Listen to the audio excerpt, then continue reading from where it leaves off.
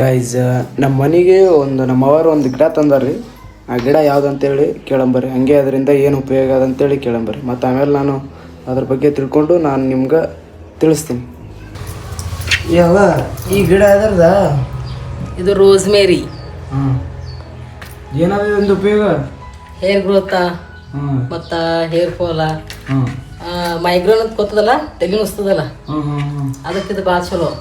ಮತ್ತು ಇದು ಗಿಡ ಸಿಗದೆ ಅಪರೂಪಕ್ಕ.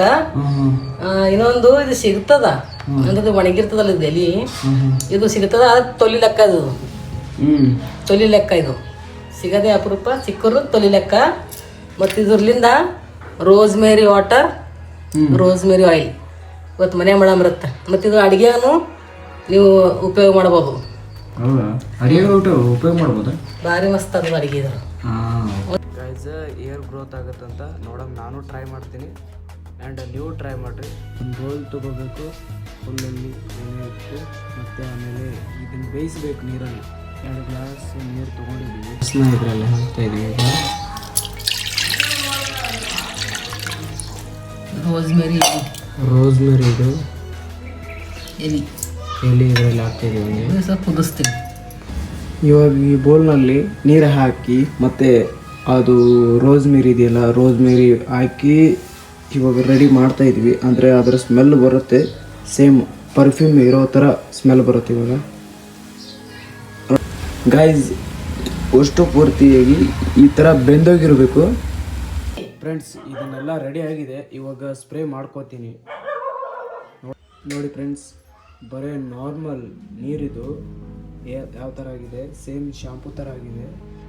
ಆ್ಯಂಡ್ ಇನ್ನೊಂದು ಏನಂದರೆ, ಇದರಲ್ಲಿ ಇರ್ತಕ್ಕಂಥ ಎಲೆನ ಒಣಗಿಸ್ಬಿಟ್ಟು ಇದನ್ನು ರಿಟರ್ನು ಏನು ಮಾಡ್ಬೇಕಂದ್ರೆ ಆಯಿಲ್ ತಯಾರು ಮಾಡಬೇಕು. ಅಂದರೆ ನಾವು ಹೇಳ್ತೀವಿ ಇನ್ನೊಂದು ವೀಡಿಯೋ, ನೆಕ್ಸ್ಟ್ ವೀಡಿಯೋದಲ್ಲಿ.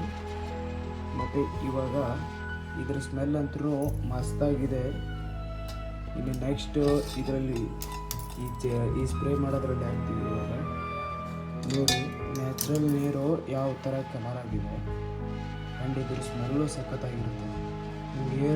ಹೇರು ಗ್ರೋತ್ ಆಗುತ್ತೆ. ಇವಾಗ ನೋಡಿ, ನ್ಯಾಚುರಲ್ ನೀರು ಯಾವ ಥರ ಕಲರ್ ಆಗಿದೆ ಆ್ಯಂಡ್ ಇದ್ರ ಸ್ಮೆಲ್ಲು ಸಖತ್ತಾಗಿರುತ್ತೆ. ಹೇರು ಗ್ರೋತ್ ಆಗುತ್ತೆ. ಇವಾಗ ಆಲ್ರೆಡಿ ನಮ್ಮ ಮನೇಲಿ ಒಂದು ತಯಾರು ಮಾಡಿದ್ವಿ, ಮತ್ತು ಈ ಸ್ಪ್ರೇ ಮಾಡೋದನ್ನು ತೋರಿಸ್ತೀವಿ. ಇವಾಗ ಬೇಬಿ ಹೇರ್ ಚಿಕ್ಕ ಹೇರ್ ಬಂದಿದೆ ನೋಡಿ. ಇಲ್ಲಿ ಹೇರ್ ಇರಲಿಲ್ಲ ನೋಡಿ ಗೈಸ್. ಸ್ಪ್ರೇ ಮಾಡ್ಕೋತಾ ಇದ್ದೀನಿ ಇವಾಗ. ಮತ್ತು ನನಗೂ ಇಲ್ಲಿ ಹೇರ್ ಇಲ್ಲ. 45 ಡೇಸ್ ಆದಮೇಲೆ ಅದು ರಿಸಲ್ಟ್ ಎಲ್ಲ ತೋರಿಸ್ತೀನಿ ನಾನು. ನೆಕ್ಸ್ಟ್ ವಿಡಿಯೋದಲ್ಲಿ ಸಿಗ್ತೀನಿ. ಅಲ್ಲಿವರೆಗೂ Tata, bye bye. And like ಮಾಡಿರಿ, ಸಬ್ಸ್ಕ್ರೈಬ್ ಮಾಡಿರಿ. ಹೀಗೆ